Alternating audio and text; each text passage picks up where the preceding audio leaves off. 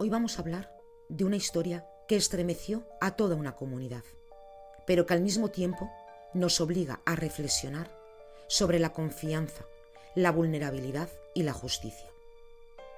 La historia de Nabila Serena Garay no es un relato cualquiera, es la historia de una adolescente de 15 años cuya vida, llena de rutinas, sueños y momentos cotidianos, se vio interrumpida de manera brutal. Nabila vivía con su abuela, con quien compartía la mayor parte de su día. Su familia la recuerda como una joven curiosa, risueña y con ganas de aprender. Tenía amigas cercanas con las que compartía confidencias, juegos y charlas, y disfrutaba de actividades sencillas, como pasear en bici o recorrer los caminos de su barrio. Era una adolescente como cualquier otra, con planes simples: terminar la escuela, crecer, divertirse y sentirse parte de su mundo. Pero el 10 de septiembre del año 2019 todo cambió. Ese día, Nabila salió de casa con rumbo a un lugar que para ella era familiar, un espacio que visitaba ocasionalmente y donde se sentía segura. Nadie podía imaginar que aquel día sería el inicio de un misterio que pondría en alerta a su familia, a la policía y a toda la comunidad de Chacomús. Las cámaras de seguridad captaron un momento que, en otro contexto, podría haber pasado desapercibido. Nabila subió a una moto acompañada por alguien que conocía. Esa secuencia, aparentemente rutinaria, se convertiría en una pieza clave para reconstruir sus últimos pasos. Cada movimiento, cada decisión de aquel día comenzaría a formar un rompecabezas que tardaría días en resolverse. Cuando no regresó a casa, la alarma se encendió. La familia comenzó a buscarla, los vecinos se unieron a la búsqueda y la policía inició un operativo que implicaría recorrer caminos, interrogar testigos y analizar cada indicio, por pequeño que fuera. Los primeros días estuvieron marcados por la incertidumbre. ¿Dónde estaba Nabila? ¿Qué había ocurrido? ¿Y qué indicios permitirían encontrarla? Bienvenidos a un nuevo episodio de Dossier Criminal. Aquí cada caso es más que un crimen.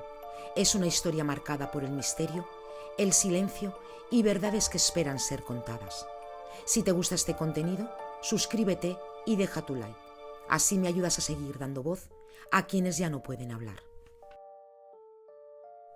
Mi nombre es May García y estáis escuchando Dossier Criminal. Antes de que su nombre se convirtiera en titular y su historia llenara las páginas de los medios, Nabila vivía una vida que para muchos podría parecer común. Una adolescente de 15 años con sueños sencillos, rutinas cotidianas y una curiosidad insaciable por el mundo que la rodeaba. Pero detrás de esa normalidad había matices que nos ayudaban a entender quién era Nabila y por qué su desaparición impactó tanto a la comunidad. Primero estaba su familia y hogar. Nabila vivía principalmente con su abuela, quien se convirtió en su principal referente afectivo. Su relación era cercana y llena de confianza. La abuela la describía como una joven alegre, con ganas de aprender, y que buscaba constantemente sentirse escuchada. En la casa de su abuela, Nabila encontraba un refugio, un espacio seguro donde podía ser ella misma, compartir sus emociones y planear su día a día. En segundo lugar, estaba su vida escolar. Asistía a la escuela pública del barrio, donde mostraba interés por aprender y por participar en actividades con sus compañeros. Sus profesores la recordaban como una estudiante curiosa, con preguntas constantes y un deseo genuino de entender lo que sucedía a su alrededor. La escuela era uno de los lugares donde Nabila proyectaba su personalidad y establecía vínculos de amistad que serían muy importantes en su vida cotidiana. El tercer aspecto importante era su vida social y amistad. Nabila tenía un grupo cercano de amigas, con las que compartía confidencias, paseos, conversaciones y pequeñas aventuras por la zona eran parte de su rutina. Esas amigas la describían como alguien generosa y cercana, con una sonrisa fácil, pero también con una determinación clara. Quería ser escuchada, quería participar y quería que se valoraran sus opiniones. Otro de los aspectos que definía a Nabila era su relación con los espacios de confianza, entre ellos la conocida quinta, la casa de fin de semana donde trabajaba su tío, Néstor Alfredo Garay. Para Nabila, la quinta era un lugar familiar, un espacio donde podía moverse con libertad y sentir cierta seguridad. Era habitual que ella estuviera por allí, o bien por recados o encuentros, sin sospechar que aquel entorno que le resultaba conocido se convertiría poco después en el escenario de su tragedia. Estos 4 aspectos que hemos dicho, la familia, la escuela, la amistad y la confianza en los espacios que conocía, nos permite comprender quién era Nabila antes de su desaparición. Cada detalle, cada rutina, cada paso cotidiano se convirtió en un hilo que los investigadores seguirían para reconstruir su último día. Y es precisamente ese último día, el 10 de septiembre del año 2019, el que marca el inicio de un misterio que pondría tensión a toda la comunidad. Lo que parecía un trayecto habitual, una salida rutinaria hacia un espacio familiar, se transformó en la pieza inicial que tardaría días en resolverse. Ese día comenzó como cualquier otro. Se levantó temprano, desayunó con su abuela y se preparó para salir. Lo que parecía una jornada normal se transformó en un misterio. Nabila tenía planeado acercarse a la quinta, un lugar familiar donde su tío Néstor trabajaba como jardinero. La propiedad no estaba habitada de manera permanente. Era una casa de fin de semana, con jardines extensos, senderos y espacios que los vecinos conocían, pero que raramente eran visitados. Para ella, sin embargo, era un entorno seguro, un lugar que le resultaba familiar y donde podía moverse con libertad. Este es el momento donde las cámaras de seguridad captaron un momento crucial. Nabila subiendo a la moto de su tío Néstor. A simple vista podría parecer una acción rutinaria, una visita más a un lugar conocido. Pero en realidad esa secuencia se convertiría en un elemento clave para reconstruir los últimos pasos del adolescente. Cada fotograma de aquel vídeo permitió a los investigadores establecer que Néstor había estado presente y que desde ese momento la joven estuvo bajo su custodia. Cuando Nabila no regresó a casa, la alarma saltó. Su familia comenzó a buscarla. La preocupación creció rápidamente y la policía inició un operativo de búsqueda. Los primeros indicios comenzaron a tomar forma. Había testigos que mencionaban que la chica había salido con alguien de confianza y la rutina, que hasta entonces parecía común, ahora mostraba fisuras. Cada detalle, cada testimonio se convirtió en un hilo en que los investigadores comenzaron a seguir con meticulosidad. Ese día marcó el inicio de lo que sería una búsqueda intensa. Los registros de llamadas y mensajes comenzaron a ser analizados. Los vecinos compartieron observaciones y los investigadores empezaron a reconstruir la secuencia de los hechos. La atención se centraba poco a poco en los lugares donde Nabila había sido vista y en las personas con acceso a esos espacios. El ambiente en Chacomús se volvió tenso. Vecinos comentaban entre ellos que no podía ser. ¿Cómo ha podido desaparecer así? Estaba en la quinta y nadie sabe nada. La ciudad entera estaba pendiente de cada novedad. La búsqueda continuaba. Cada dato era analizado y la sensación de que algo grave había ocurrido aumentaba con cada hora que pasaba sin noticias de Nabila. Ese día, que comenzó como una rutina más, se convirtió en el punto de partida de una investigación que paso a paso iría revelando detalles dolorosos y sorprendentes. Cada movimiento de la chica, cada decisión que tomó y cada acto de quienes la rodeaban serían esenciales para reconstruir la historia completa, hasta llegar al hallazgo de su cuerpo y al esclarecimiento del crimen. Después de días de búsqueda intensa, el caso dio un giro. La policía y la fiscalía habían concentrado su atención en un lugar que Nabila conocía, una casa de campo a las afueras de Chacomús, asociada a personas de su entorno cercano. Era un espacio al que pocos tenían acceso regular y cuya vigilancia y control fueron determinantes para que los investigadores empezaran a reconstruir los hechos. Días después de la desaparición, la incertidumbre se convirtió en angustia. La familia vivía con el corazón encogido, los vecinos se mantenían en alerta y la policía avanzaba en una investigación cada vez más compleja.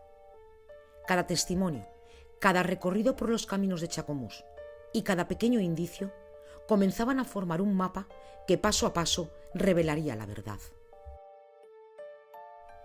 El primer giro decisivo llegó gracias a un comentario aparentemente trivial.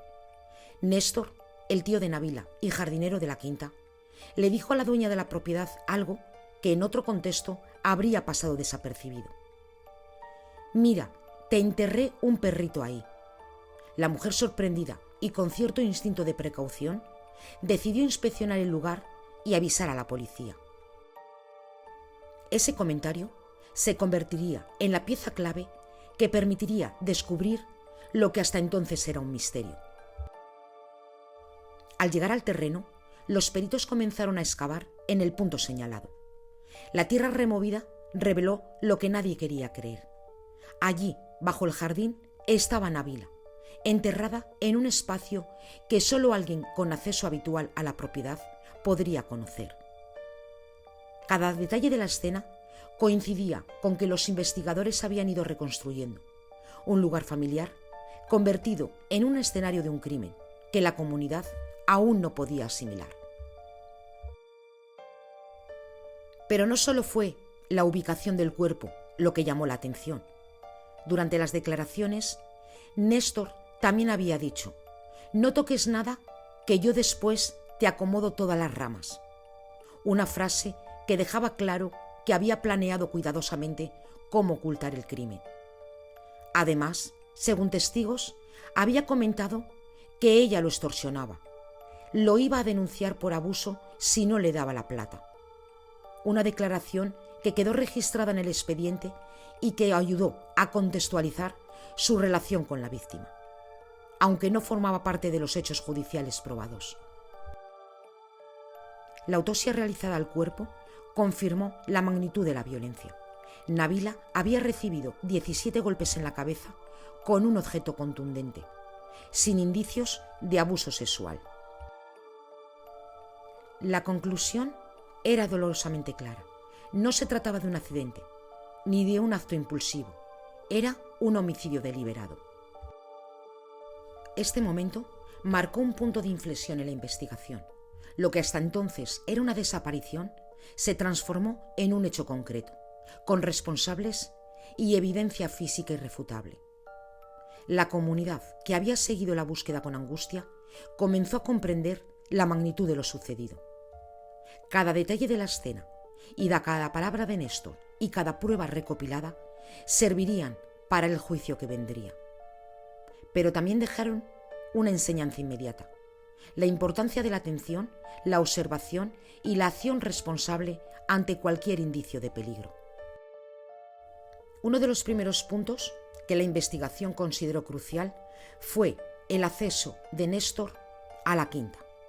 Néstor no era un extraño, era un familiar de Nabila y trabajaba allí como jardinero, realizando tareas de mantenimiento de manera habitual. Su conocimiento del terreno y la confianza que ello generaba lo situaba en el centro de la investigación. no por prejuicio, sino porque los hechos señalaban que el adolescente estuvo bajo su cuidado el día que desapareció. Paralelamente, se examinó la escena del crimen, la tierra removida, las marcas en el jardín y la ubicación del cuerpo confirmaban que alguien con conocimiento del lugar había planeado cuidadosamente cómo ocultar el crimen.